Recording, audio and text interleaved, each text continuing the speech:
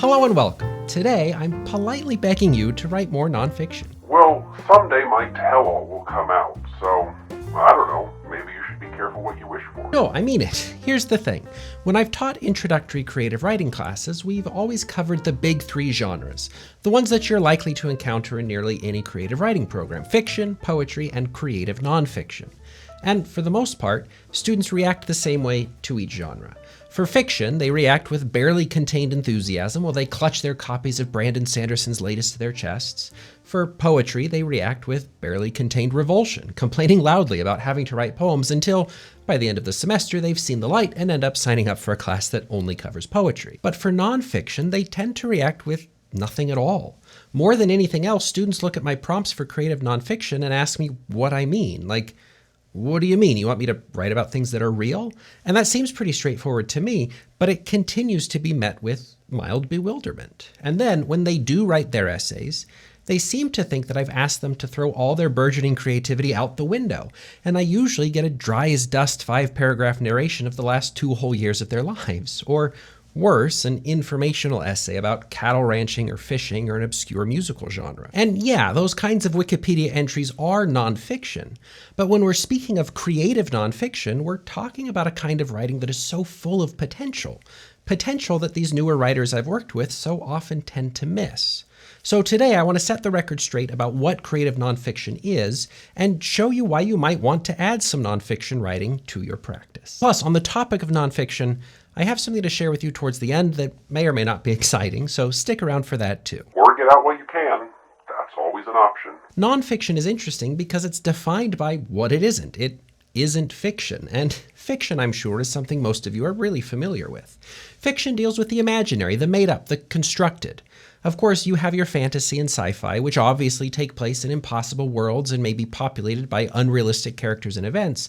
But then you also have stuff like literary fiction, which feels much more like real life, but still deals with people who never existed, with characters and plots and settings that the writer didn't observe or research, but that they imagined. And nonfiction is simply not that. So what is it?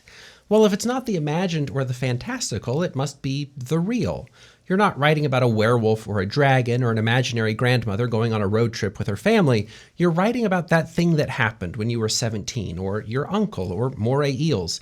If fiction is made up, nonfiction is true. It's writing about stuff that actually exists and actually happened. But in the same way that school usually does a good job of training us to think that poetry is an impossible puzzle, school tends to train us to think that nonfiction is what we find in history textbooks, soulless rehearsals of the events of the American Revolution, or research reports about student athletes based on the 5 minutes you spent on Google before the deadline, or worse. Or even on YouTube shows about writing and all their yammering on about rhetoric this and poetry that. But, well, that is nonfiction. It's not what we're talking about when we're talking about creative nonfiction. Here, the word creative is doing a lot of work. Like other literary genres, creative nonfiction isn't so much about transmitting information from one brain to another. It's much more invested in sharing some person's perspective on being a person. Just as fiction shows us what imagined humans can do in imagined high-stakes scenarios, and poetry shows us how humans experience and feel in response to life, creative nonfiction shows us how another person encounters and processes their experience. Creative nonfiction is what happens when we get an essay about a father digging a hole in the backyard with his son a year into the pandemic, when we get a single devastating paragraph about a man taking his daughter to the pediatrician on the morning of what he calls his last hangover, or when we get a playful meditation on the migratory habits of the blackpoll warbler. In each case, a lived experience or phenomenon or fact gets filtered through a unique and compelling human perspective. Yeah, the warblers are interesting, but the real show is looking at those warblers through Amy Leach's eyes. In the introduction to his anthology on the tradition of the personal essay, Philip Lopate says that the hallmark of the personal essay is its intimacy. And he later goes on to say that the personal essay represents a mode of being, or in words he used elsewhere that seem to me to be the key distinction between creative nonfiction and the other major genres, essays show us a mind at work. With a genre as broad and flexible as nonfiction, there's so much more that we could say about it, and we may sometime in the future. Today is just a brief introduction rather than a comprehensive account. But, and I hate to do the cliche thing and bring our discussion of essays back to the origin of the word itself, but Oh, stop. You love it. yeah, but anyway, it goes back to the French word for attempting or trying. In the broadest strokes, where fiction tells us stories and poetry shares lyrical experiences, nonfiction puts us in contact with a human being trying to make sense of the world we're in and the lives we live. The heart of the essay is not in the plot or the imagery, but in the attempt to think through something. And that yields some spectacular literature. But you might be saying, I just don't feel like it's for me. And I get it. There are some common reasons that people have for avoiding nonfiction. So allow me to do you the favor of dismissing your reservations with some reassurance. Reason number 1, real life is boring. I want to escape into fiction and write something fun. And have you lived real life? It's hardly boring. And I just got done talking about how one of my favorite essays is literally about digging a hole. And it's linked in the description, by the way. You can write about boring things in engaging ways and end up with a compelling piece. Sure, there are no dragons or enchanted swords, but there are real human beings grappling with real human experiences. We tend to underestimate how interesting we are, but I've heard it said before that nothing is more interesting to people than other people. Spend some time with nonfiction, and you'll find that it's hardly ever boring, even when it's mundane. And you don't have to escape into imagination to escape. Escape into the life of someone who's nothing like you, and then come away affirmed by the fact that in spite of your apparent differences, you're both deeply and wonderfully human. Number 2, I'm just not comfortable writing about myself. And I have 2 things to say about that one. First, I can understand the reservation. What might other people think of you? If you actually shared something about yourself, what would that mean? For most readers, it would mean only that they found a new connection to their fellow humans. It might seem strange to share your personal experiences with readers, but for experienced readers, it's not that strange at all. In my line of work, I've learned all kinds of personal things about student writers that they would probably never share with other teachers. But it's not really the case that they're sharing those things with me in any kind of personal way. They're expressing themselves in their writing, and it's my job to help them express themselves more effectively. So, to a new writer of nonfiction, it might feel like you're exposing yourself in unusually intimate ways, but your readers just aren't experiencing it that way. They're not, for the most part, forming judgments about you so much as they are about the writing that's before them. And that's because, to my second point, there is always and unavoidably a separation between the flesh and blood human who is you and the constructed persona who represents you on the page. The essayist is not imagining characters in the same way that a fiction writer is. Instead, the essayist is making a character of themselves. In Lopate's words, in order to turn ourselves into characters, we need to dramatize ourselves. I don't mean inventing or adding colorful traits that aren't truly ours. I mean positioning those that are already in us under the most clearly focused, sharply defined light. It's a subtractive process. You need to cut away the inessentials and highlight just those features in your personality that most quickly characterize you, preferably those that lead to the most intense contradictions and ambivalences. So it's not even really you that a reader is interacting with. It's a dramatized persona that represents a version of you. And honestly, I couldn't really write otherwise. Nothing quite makes me squirm like being asked in a friendly conversation to share something about myself. But when I'm writing nonfiction or sitting in front of a camera or even teaching a class, it becomes possible because I know I'm just shaving off and displaying a version of myself that is safely and factually separate from the rest of me. This is why, when we're reading nonfiction or poetry, even when it's obviously autobiographical, we say things like, I really like the part where the speaker said this about their grandfather, instead of, I really like what you said about your grandfather. You and the version of you that is on the page are separate things, and it's irresponsible to treat them like they're one and the same. Plus, it gives you some comfortable, plausible deniability. Wow, you sure do seem grouchy or airheaded or whatever in that essay.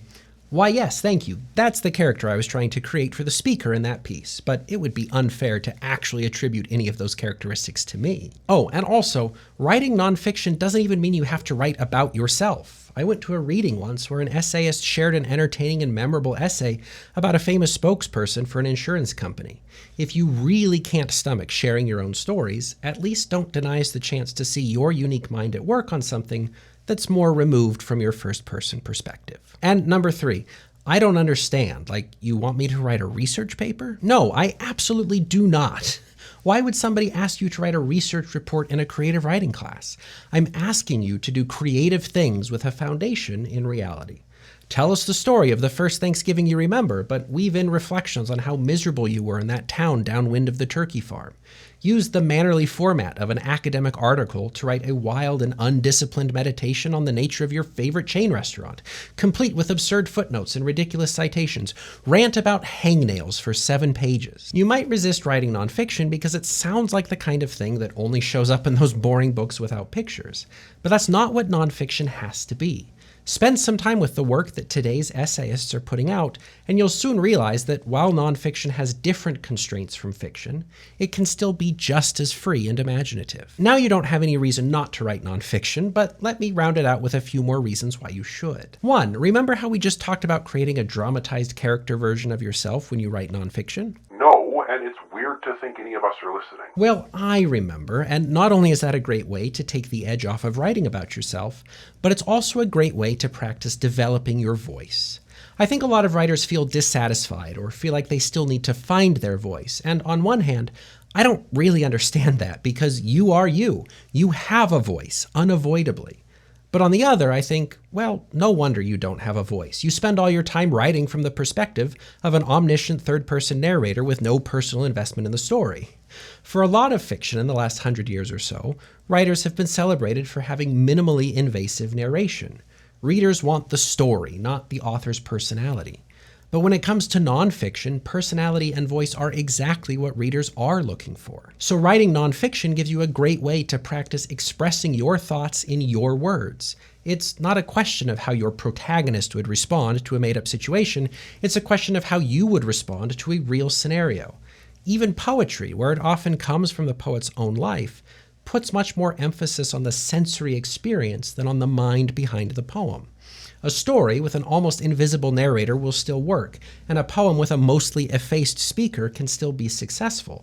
But an essay with an absent speaker is likely to break. Your voice is the hook. Otherwise, we could all just read encyclopedias and peer-reviewed articles. 2, in addition to your voice, nonfiction can be a fantastic way to practice developing your style. Again, this is related to what readers are expecting. Readers of fiction are there to read a great story. Get too elaborate with your style, and they're likely to call it a distraction or even to disparage your prose for turning purple. Style and language are essential to poetry, but the pressures of precision and compression push poets in particular directions. But with creative nonfiction or the essay, you have pages and pages of meandering thoughts to play with.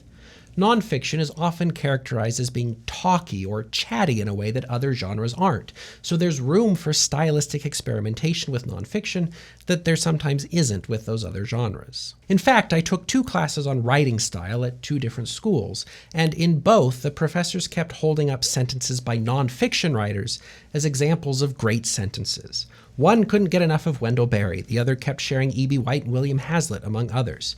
Occasionally, they'd share a great sentence from fiction, but between those classes I took, and even more so, in the piles of books on style I'd read during my own research, style commentators keep leaning on works of nonfiction to illustrate the best that English prose has to offer. And it makes sense. Where the selling point of an essay is the character of the speaker, a style with a strong and compelling personality is essential, and the nature of the genre lends itself really well to letting your sentences live a little. Oh, and form.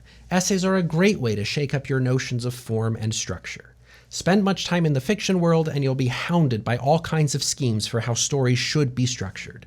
Of course, poets have to deal with a long history of set poetic forms and traditional rules, and yeah, you can find wildly inventive and experimental approaches to storytelling or poetry, but essays have always been a little more free form, more determined by the needs of the piece than the received tradition.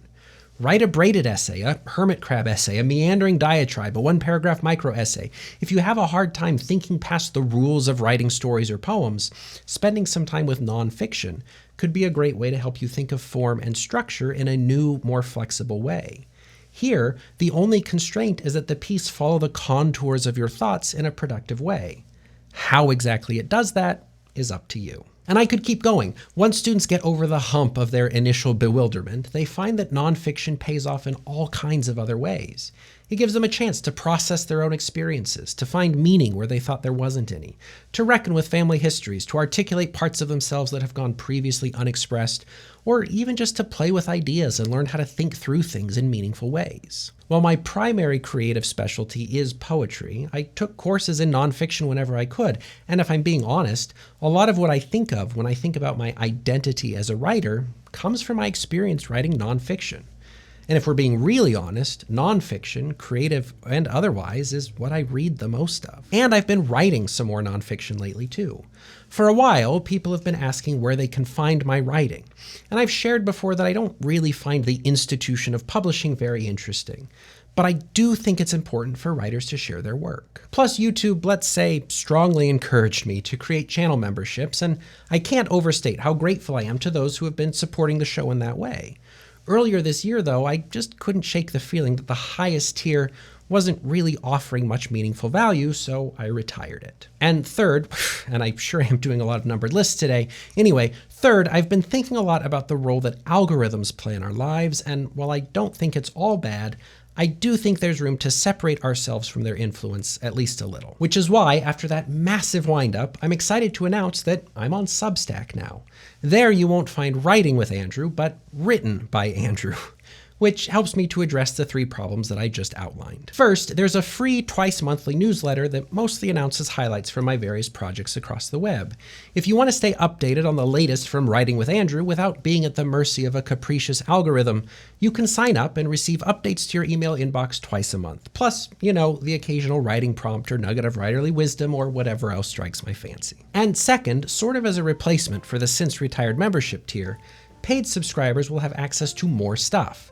So far, I've posted poetry, a couple of essays, including one about Hostess fruit pies, a week's worth of writing prompts, and most recently, a deep dive analysis of one of my favorite poems. Really, I think of it as a place to put stuff that doesn't quite fit on the channel or anywhere else, and that hopefully provides more meaningful value than the earlier membership tier ever did. Of course, whether you sign up for the newsletter, subscribe to the rest of the Substack, or continue to provide the immeasurable support of showing up to watch the show each week, I cannot overstate how much I appreciate it. Doing this stuff is a blast, and a large part of that is thanks to the great audience you all have been, so keep on being great. The link to the Substack and to a few of my favorite pieces of creative nonfiction are in the description. Now, I really don't know what you're still doing listening to me. You've got some spectacular nonfiction to write. Get to it, and you can tell me all about it when we meet again next week. Thanks again for watching, and we'll see you then.